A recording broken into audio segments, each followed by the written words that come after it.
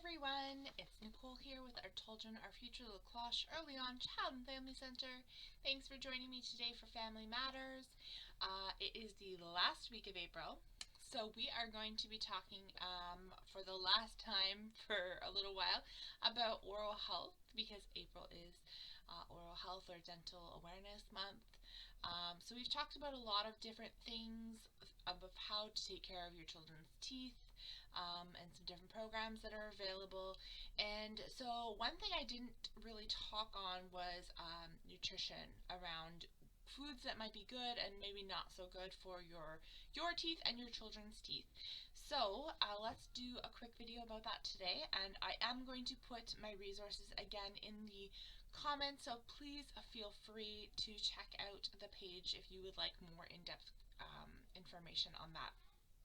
So the thing that really causes tooth decay is sugar, right? So things as too many carbohydrates or sugar itself. So things like cake, cookies, candies, even things like milk, pretzels, potato chips, things that carry a lot of starch, a lot of carbs, contain sugar. And this is what causes tooth decay. So the things that they do recommend are offering things like fruits and vegetables. So fruits and vegetables have a lot of carbs, however, they usually have a lot of water in them as well. So this is not to be mistaken for fruit juice. This is actually like eating a piece of fruit.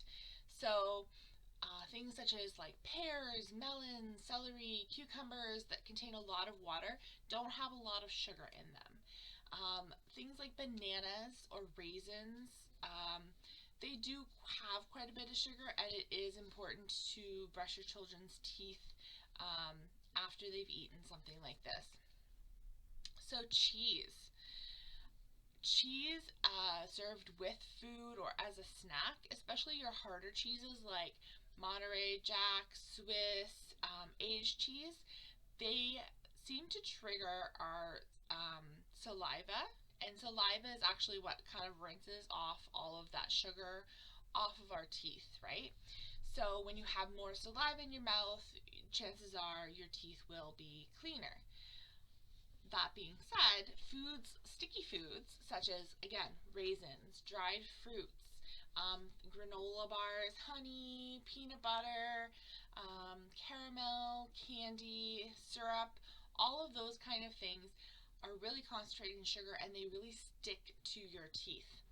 So when they're really stuck on there, saliva has a really hard time washing away that sugar. So if you are consuming these types of products, it is important to brush your teeth. They recommend immediately after eating these things, just because the longer it sits on there, the higher chance they have a tooth decay. So if you know you're going to be having a sticky snack or something like that, it is best to try and do a quick toothbrush afterwards to make sure that that sugar doesn't linger. The other recommendation they have is if you are going to give them sweets or something with a lot of sugar, give it to them immediately following a meal. So the reason for this is because usually when we're eating, we have an increased amount of saliva in our mouth, and just as we said earlier, saliva helps wash away that sugar. So if we're eating it immediately after a meal, our mouth is already producing more saliva, so it will help wash away that sugar. And oftentimes we are drinking some sort of a beverage, such as water, with mealtime, which will help wash away food particles as well that's on our teeth. So if you are going to do a sugary treat or a snack, definitely try and incorporate it with a meal. They also recommend, and again, this is just a recommendation, to get your children in the habit of eating as few snacks as possible. So the frequency of snacking is far more important than quantity consumed. So the time between meals allows saliva to wash away food particles that bacteria would otherwise feast on. Frequent snacking without brushing immediately afterward provides constant fuel to feed that bacteria that's in our mouth, which develops plaque and tooth decay. So try to limit snacks as much as possible and to no more than 1 or 2 a day, brushing immediately after you consume the snack if possible. So that is their recommendation. Now I know we have kids that are just constant grazers, and in that case it might help to maybe do an extra toothbrush or two throughout the day, just to kind of make sure that we're keeping all of that bacteria and sugar at bay.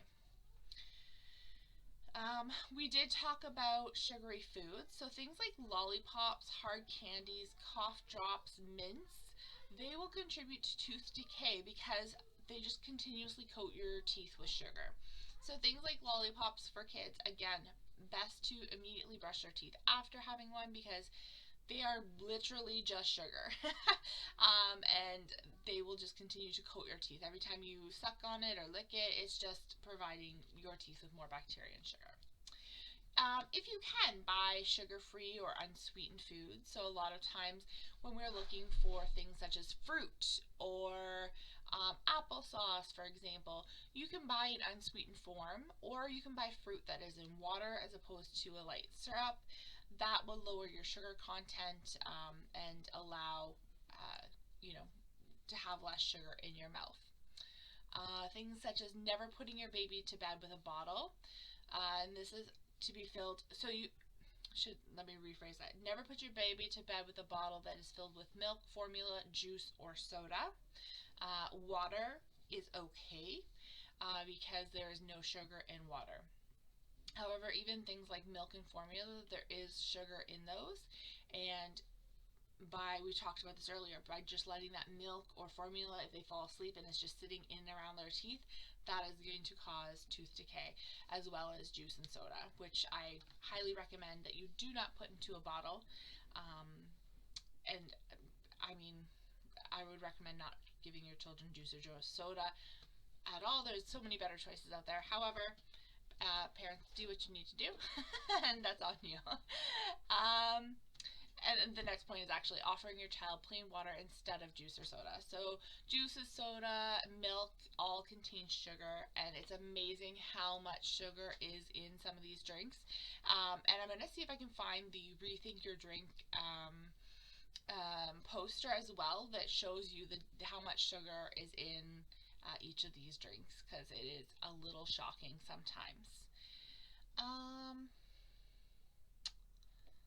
So the importance of calcium as well in your child's diet to build strong teeth. So they recommend good sources include milk, broccoli, yogurt, and things like that. If you are worried about your calcium intake, your child's calcium intake, definitely talk to your family doctor, your pediatrician, to make sure that they are getting enough calcium in their diet to help build strong bones and strong teeth as well. So those are just a few of the different nutritional tips that I have here. So again, this information is on WebMD, and I will share this link, and I'm also going to try and find, like I said, the Rethink Your Drink. There is a diagram about with baby bottles in terms of what you put into your child's baby bottles and how much sugar that contains. So it's just a good visual to really make you think about what you are going to serve your child. So if you have any questions, please feel free to reach out, send us a Facebook message, give us a call, or comment below, and we will be happy to help you in any way we can. And you can find the resources in the description. Thanks everybody for joining me. Have a wonderful day.